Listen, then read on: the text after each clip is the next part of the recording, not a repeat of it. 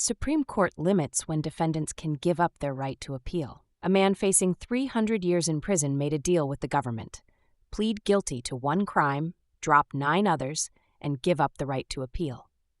But the Supreme Court just said there are limits to how far that deal can go.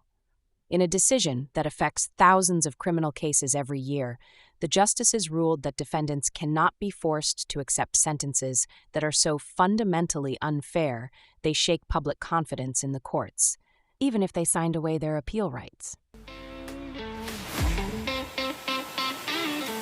Nine Robes uses non-partisan, everyday language to focus on the facts of what the Supreme Court is saying. Here, you'll find clear, concise summaries of every Supreme Court opinion, stripped of legalese and clickbait headlines. Each post breaks down the facts, explains the court's reasoning, and highlights the crucial details that often go unnoticed.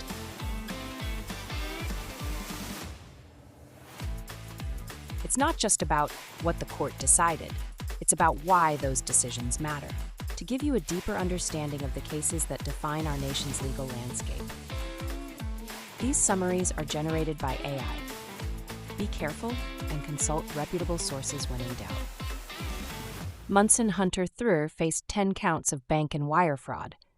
Rather than risk a 300-year sentence, he took a plea deal to admit guilt to 1 count and have the rest disappear.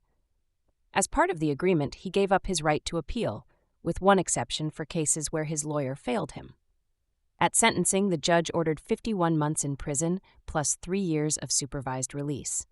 One condition required Hunter to take any mental health medications his doctor prescribed. Hunter objected. Then the judge mistakenly told Hunter he could appeal anyway. The prosecutor heard this, but said nothing. Hunter appealed the medication requirement, claiming it violated his rights. The lower court rejected his appeal, saying his waiver was binding. The Supreme Court took the case to settle conflicting rulings across the country about when these waivers should actually hold up. Hunter's lawyers said appeal waivers should not apply when a sentence violates fundamental constitutional rights. They also argued the judge's mistake, combined with the prosecutor staying silent, changed the deal. The government disagreed completely. They said any knowing and voluntary waiver should always be enforced, no exceptions. When justices asked about extreme scenarios during oral arguments, the government refused to budge. Justice Kagan wrote the opinion for 8 of 9 justices. The court ruled the judge's mistake did not change Hunter's plea agreement. The original deal required any changes in writing and signed by everyone. The prosecutor's silence did not count as giving up the waiver either. On the bigger question, the court said appeal waivers cannot be enforced when doing so would be a miscarriage of justice. This is a very high bar.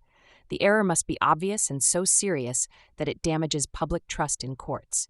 It's also a narrow exception. Routine sentencing mistakes do not qualify. The court gave 3 examples of situations that might qualify: a sentence exceeding the legal maximum, a sentence tainted by racial bias, and a sentence handed down without basic fair procedures. The court sent Hunter's case back to the lower court to decide whether his medication condition meets this standard. This decision creates a safety valve for extreme cases, not a wide-open door. Most sentencing errors will not overcome a waiver. The court deliberately left the exact boundaries fuzzy, offering only examples rather than a precise rulebook. The justices who voted together disagreed on how broad this exception should be. Justice Gorsuch suggested it should cover unreasonable sentences and unfair conditions. Justice Kavanaugh warned against reading it too broadly, signaling that at least 5 justices want to keep the exception truly rare. Lower courts will now navigate this tension, likely erring on the side of caution. Justice Thomas dissented, arguing that appeal rights are a modern invention, that defendants already give up more important rights in plea deals, and that even a high bar is easy to claim. With tens of thousands of guilty pleas entered yearly, he warned this decision could trigger waves of new litigation. This decision reflects a genuine tension in criminal law that weighs respecting the deals defendants make versus protecting the basic fairness of the justice system. The court sided with fairness, but only in the most extreme situations. If you plead guilty and waive your appeal rights, that waiver will almost certainly hold. But if your sentence is so fundamentally broken that it threatens the integrity of the courts themselves, you may get a second chance. Find us online at 9robes.ai. That's the number, 9robes.ai. Like and share this podcast with friends that like to be informed. 9 Robes provides AI summaries of U.S. Supreme Court cases. AI makes mistakes.